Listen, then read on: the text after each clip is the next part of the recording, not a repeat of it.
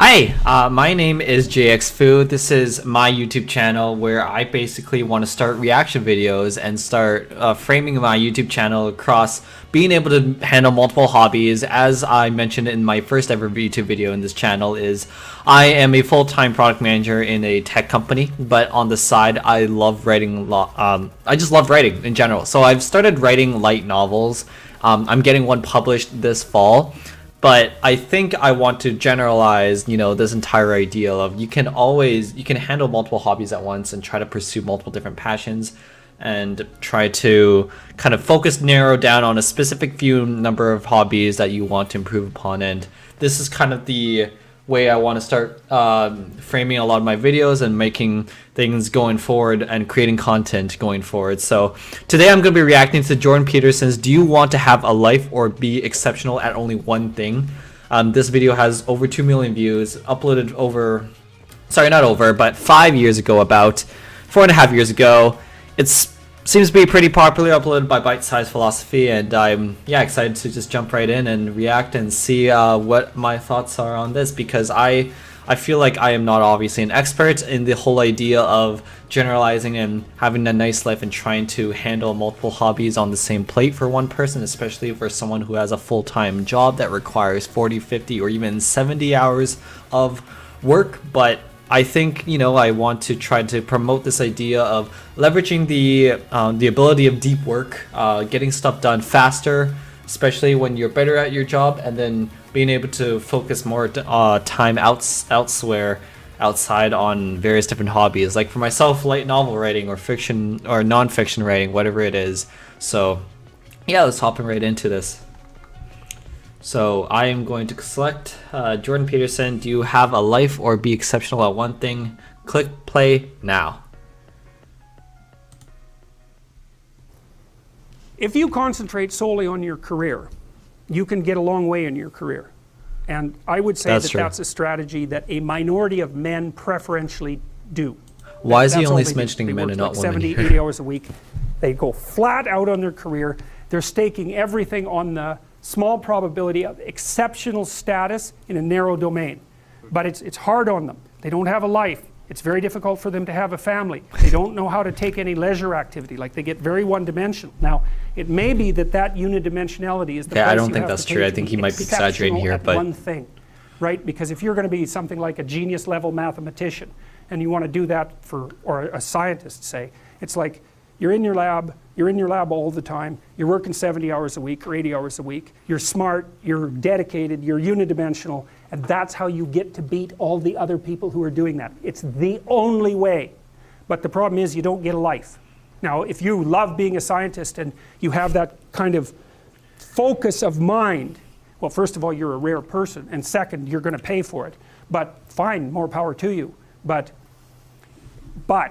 it's a risky business to do that. You sacrifice a lot for it.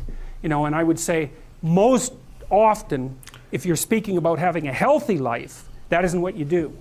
You spread yourself out more. So, you have a family, you have some things that you do outside of work that are meaningful to you and useful. You have a network of friends. This is all true and valuable, but I feel like this is majority, somewhat trivial and known. Alone are plenty to keep you well oriented. And then if one of those things collapses, but very obviously useful to hear and regurgitate. Now, the price you pay for that is the more you strive to optimize that balance, the less likely you are to be fantastically successful at any single one of them. But you might have a very, if you including career, that is true, probably. Most of the time, probably. Strategy. One of the things Carl Jung said, I really liked this. He thought that men went after perfection and women went after wholeness. So they're different value. They're different. There's something different at the top of the value hierarchy. So perfection would be. I hope there's a paradigm shift in this whole idea, and that this is more of a 50-50 by that point. What he mentioned, because they don't. But men can go for wholeness, and women can go for perfection. The wholeness idea is more like, well, I want. It's like I want one thing in my life to be 150%. Or I want 5 things in my life to be 80%. Well, there's a lot more richness in a life where you have 5 things operating at 80%, but you're not operating in any of them at 150%. So, I like and this I really 80% believe this sort of because analogy. I've watched men and women go Makes through sense. their careers now for a long period of time, and one of the things that Very lots of similar to things the that whole produce 80-20 this. rule. But one of the things that I've noticed is that mostly women in their 30s bail out of unidimensional careers. They won't do them. They won't put in the 80 hours a week that they would have to put in order to dominate that particular area. And it isn't, the reason that they won't do it is because they decide it's not worth it. And no wonder, because It's 80 hours per week. why would that be worth it? You have to ask yourself that. It's like, well, you want to be an outstanding scientist. It's like, okay, really, that's what you want, because that means that's what you do.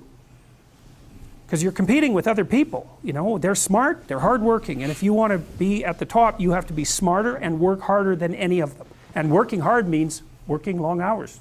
I mean, it also means working diligently, but in the final analysis, it's also an Diligently additive and issue. smartly. If I'm But yeah, smart and probably wouldn't hardworking and I include can long crank hours. out for 70 hours a week, and you do it for 30, it's like, in 2 years, I'm so far ahead of you, you will never, ever catch up. So, anyways. And I think partly, maybe part of the reason too that women are oriented that way more than men, I think there's 2 reasons. One is socioeconomic status does not make women more attractive on the mating market, but it does make men more attractive. And the second is women's time frame is compressed, Wow. right? Because guys can always say, well, I'll have kids later. That's And they can say unfortunately that till probably they're like 80. more on the true side. Whereas women, it's like, no way, man. You got to get it together by the time you're, let's say, 40. The but socioeconomic really probably comment, by which is 35, obviously not good. Definitely by 40, because otherwise it ain't happening, and that's bloody dreadful. Like the most unhappy people you ever see, no. I'm staring at that avocado smoothie like, man, One I of want the to common drink routes to that. extreme unhappiness is to want children and not have them. I wouldn't recommend that. You know, you see couples who are in their 30s. 1 couple in 3 over the age of 30 has fertility problems. That's defined as inability to conceive after 1 year of trying. 1 in 3. So it's worth thinking about, because people are very, very unhappy if they want to have kids and then they can't. Man, you're in the medical mill for 10 years if that's what happens to you. Okay, so I think maybe this video got caught off a little bit too late because he started talking about fertility problems and video title that's, I don't know if it's as relevant or not. I don't think it's supposed to be relevant to the main topic where he spoke for 90% of the time in this video. So anyways, yeah, overall, I think he spoke, obviously, you know, a lot of factual stuff, and I'm glad he pulled in some factual information there and all that stuff. And I think it was, you know, for the most part, I think near around the beginning, it felt kind of trivial and just, you know, felt valuable to just regurgitate, but kind of well known in society already. You know, for example, I think maybe the socioeconomical comment, you know, obviously this ain't great, but I think it's well worth mentioning just as a factual sense, and a few of the other items near the beginning as well. But I think overall, there wasn't exactly, I guess, you know, a full analysis. So I guess jumping into this video, I think because of how this was titled, I thought maybe we were going to get some sort of trade-off analysis, pros and cons of pros being living a really great life, and then cons, and then pros of exceptional at one thing and cons of that. He kind of talked about it a little bit in terms of those elements, and I think that's fine. I guess more of a structured way of kind of derailing this whole idea and the topic was what I expected, but that's fine. Yeah, I like the video. I don't know if I personally got a lot of value out of it. I feel like it's one of those videos where you would maybe get some value out of it, get some stuff that are, you know, very valuable and mindful that you would remember in the back of your mind. But then I think it's also one of those videos where you start scrolling down the comments, especially the ones that are very top rated, and you learn just as much from those comments as well. It's kind of like one of those videos, which is, yeah, I mean, that's fine. I would probably do that. You know, for the example, the top comment, 1 takes a mediocre job and has a life he'll live his life wondering, yada yada yada, and 2, 1 goes after a career. It's called being human. We can never achieve complete yeah, stuff like that. And I think that's kind of maybe the whole idea and takeaway from this whole talk as well. I'm not too sure. He can correct me if I'm wrong, but it's great. I'm not going to try to debate with a professor. but yeah, I think, and kind of relating that back to my experience so far is 100% that is true.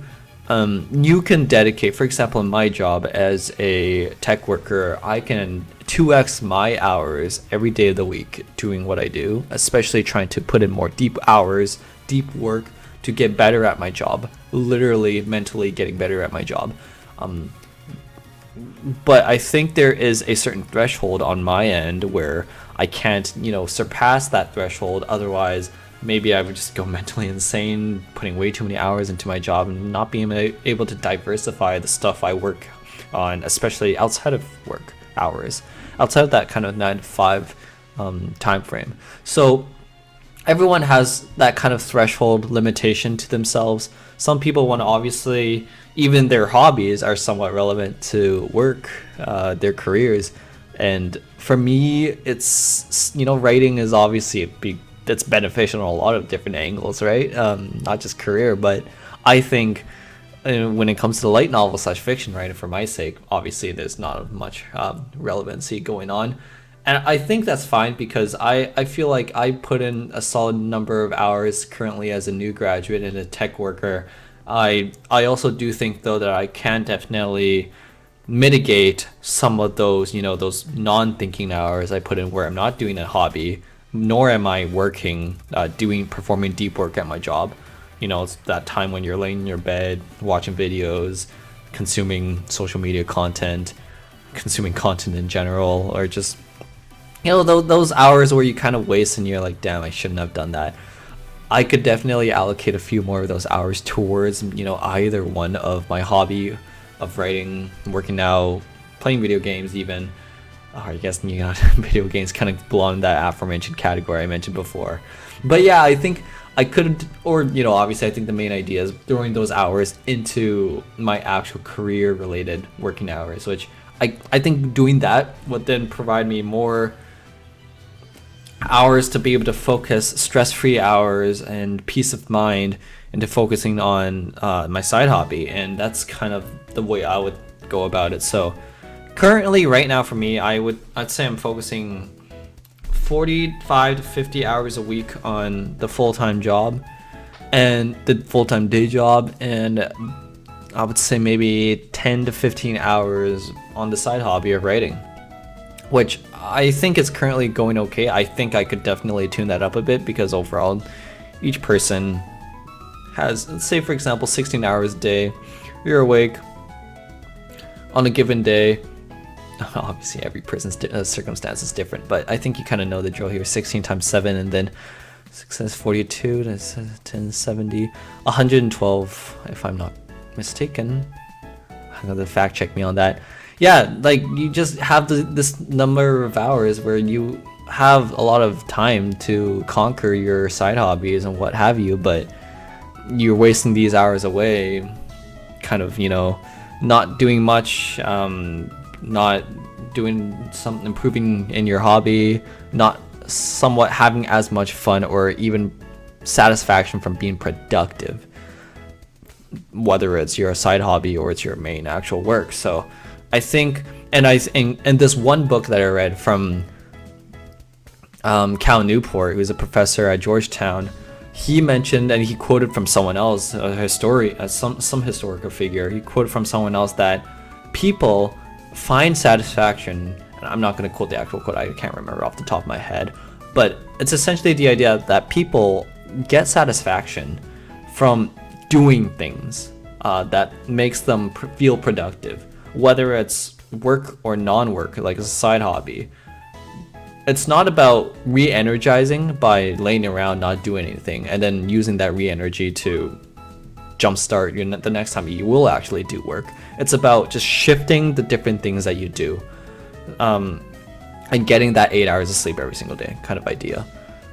Shifting the stuff that you do, whether it's a hobby or a non-hobby, and it's work and or non-work, at least you're being productive or being crafty with your hands, or what have you. For example, writing, drawing, building things, crafting things, cooking, cleaning, anything that's a hobby that you feel that you're being productive, whether it's part for society or not, for yourself.